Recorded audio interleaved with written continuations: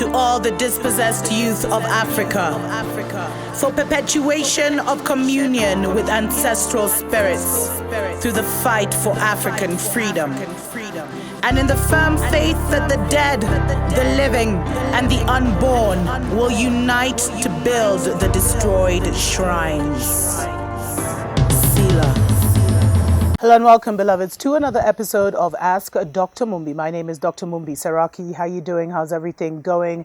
First of all, thank you so much for all the feedback that I've gotten from the show that I did a couple of, I don't know if it's days or weeks, called, why you chose your wicked family. Why it was kind of like to give you immunity against the demonic system as Babylon went down for such a time as this. But many of you have been asking me, so, okay, now we know what the situation is. We had these horrible families. At least this has come as some kind of confirmation. But how do I overcome that? How do I move beyond that? Because some feel like they're still bound by the pain, the hurt, the exhaustion of having narcissistic parents, parents who never wanted anything good for you, parents who literally were coming for your life, siblings who would, kill every dream. You share a dream, the next thing, it's so close to manifestation, or you share that you're going for this job interview and you're so close to getting it and then you don't get the job because there was someone's manipulating with your life. For most of us, it's family members. Unfortunately, in the in the melanated community, in the black community, beloveds, it's mainly, mothers, as well as, and the damage of having, and also fathers. Let me not put all the blame on mothers, but mainly just the relationship that we in African communities have created around our mothers sometimes has really allowed them to be fully toxic towards us. But some, they had perfect families. You may have had a perfect family, but you married a totally toxic, husband or wife, or you were in a totally toxic work environment with work colleagues for a long time, and you're now almost suffering from like post-traumatic stress. So how do we overcome? And mainly I wanted to look at, because for us, mainly it's family, beloveds. The families we came into were so toxic that we've come out. Some are still in the situation 40 years later, 50 years later. Some have come out, but they're still carrying the baggage of what happened. So what can we do in our own lives to cut this? Because it's also like these are some of those ancestral curses that we came into kind of, nullify. And maybe I'll actually do a separate show on ancestral curses. But, that we came to do to end it with us. Because you'll find that if you grew up in a dysfunctional family, most of your parents' siblings, majority of them will also have suffer from the same dysfunctionality.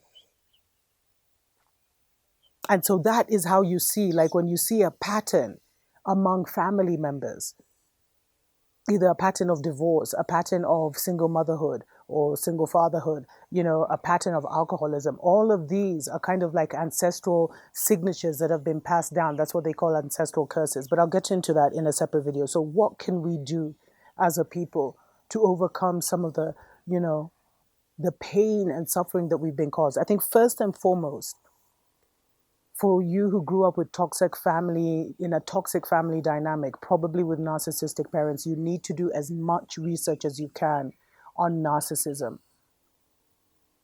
And, they call it a mental disorder, but see it from a spiritual lens, knowing that this is an agent that was sent from the pit of hell to stop you from your destiny. And you were aware of it, but you chose it anyway. You are not a victim of anybody. That was the only way you could come in. Because right now, beloveds, there's like a long queue to come into Mama Earth at such a time as this. So, first of all, learn a lot. Narcissism is the best description that I have seen about the kind of toxic family dynamics that many of us grew up in. So learn as much as you can about narcissism, and then look at the dynamics where if it was a sibling, do as much research as you can into kind of the sibling narcissism. If it was a parent, look at what it means to grow up as a narcissistic, under a narcissistic mother or a narcissistic father or narcissistic parents. Look at what it's like to be either the black sheep, the one who's the scapegoat, or the golden child. Just look at all those dynamics, and it might even explain to you, why some of your relationship, why you see your parents in one light and your brother or your sister see them in a totally different light. Like, you may have suffered under their hands, but maybe your brother was a golden child, so he had everything he ever wanted. He was extra loved, etc., etc. And these are real dynamics in families, beloveds. Especially like here in Kenya, where among the Agikuyu, where families are named, children are named after different families. There actually ends up being a bias in some families, where the father will be like, oh, that child is on your side of the family, so they'll show them less love than the ones that are named after their own fathers and their own mothers. It's that crazy. But narcissism, understanding narcissism, there's so many good videos online. I can definitely list some if you guys are interested, but there's so many. And getting a really good grip on that is the first thing. Secondly, it's to just absolutely affirm that you will do better, that you will do better by your family, you'll do better by your children, you'll do better by your spouse.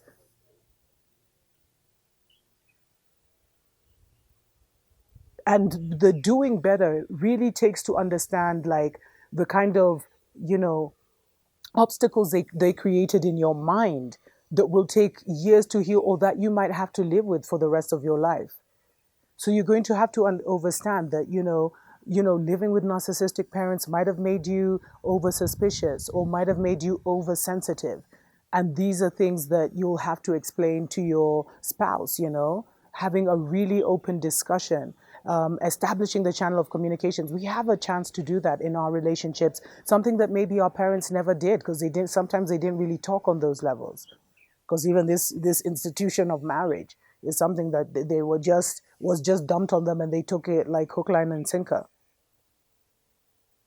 So I think it's really important to understand the damage that's been done to your self-esteem, how you see yourself, to your self-confidence.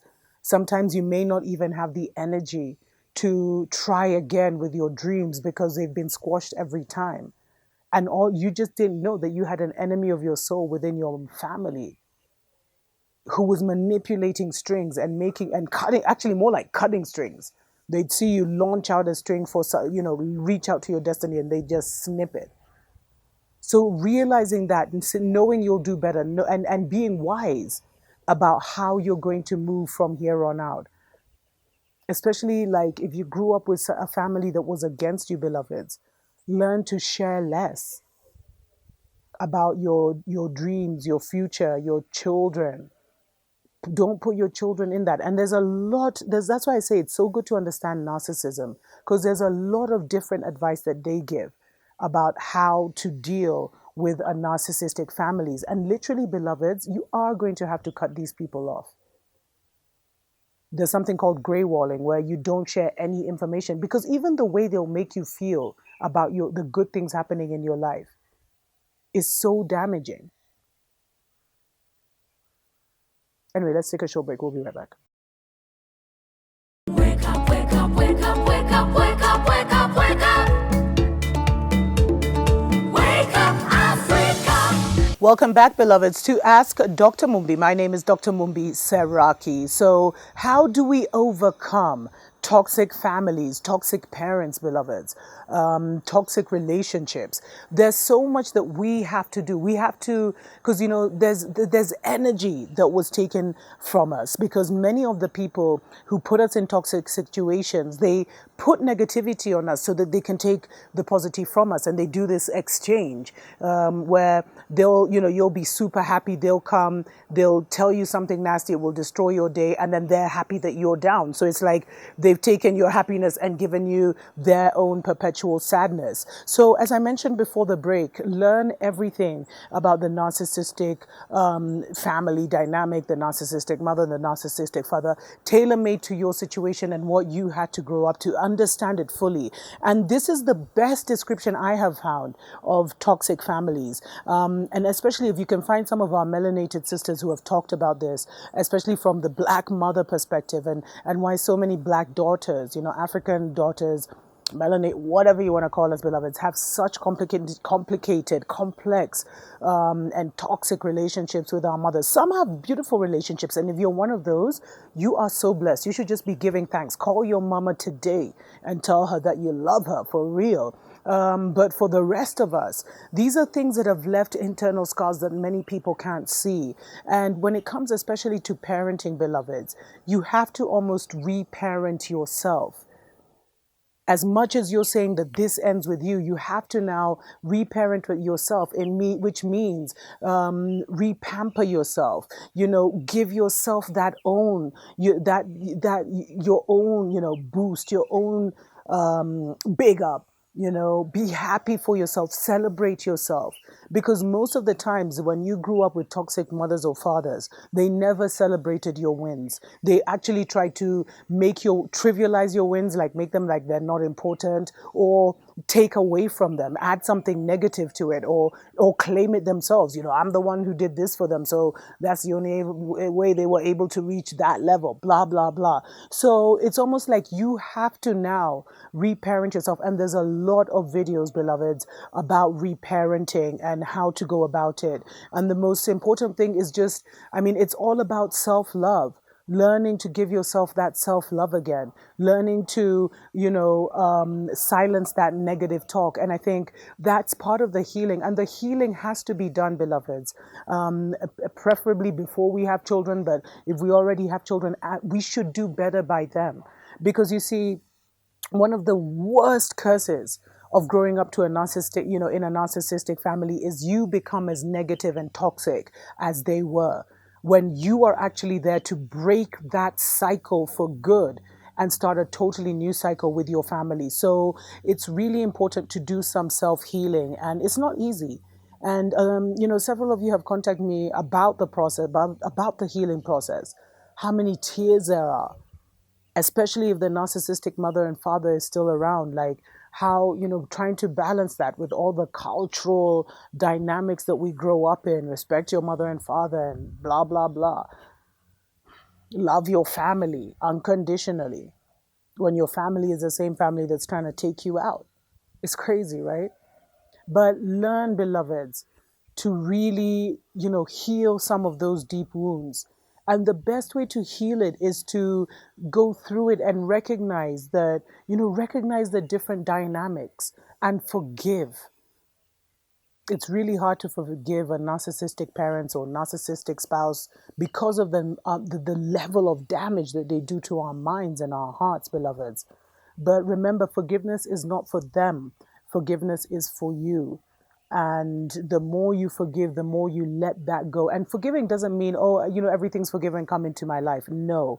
And I really hope you've watched a video I released recently on don't let them back in. If you have decided to kick someone out of your life because of the toxicity and chaos that they brought to your life, don't let them back in. It's absolutely critical. So, yeah, part of the self-healing process is to love on yourself, celebrate yourself, surround yourself with people who will love on you, because usually there's a cycle in that, like that you're broken as a child. And so, you'll attract that brokenness will attract these type of people. So the only way to stop any kind of narcissistic invasion into your life, into your heart, into your mind, is to heal from it. And healing means to recognize it as it was. And especially now when you're armed with a certain tools about what it was like to grow up, hearing people's testimonials about what it was like to grow up with a mother who was narcissistic, or a brother who was narcissistic and like the golden child of the family, and how that damaged you and they're still damaging you today. When you get all of that and then you now apply it to your own story, so much just makes sense, beloveds. There's so much healing because we fail to, everything is mental. So the realization and the reconciliation has to happen mentally. It takes work. It needs meditation. It needs some private time so that you can cry those tears that need to be cried, because there's so much release. You already start to release something when you make that decision to confront, some of the toxic dynamics and some of the situations that have, that were just so mind numbing and heartbreaking when it came to your narrative as a child. And you can rewrite those stories, but those are stories for other days. Another one, beloveds, is boundaries. If these people didn't treat you right in the past, trust me, they're not going to treat you right now. And especially with the global fear epidemic that's going on and how people are kind of losing it. The narcissistic people, the toxic people in our lives are just going to become more toxic.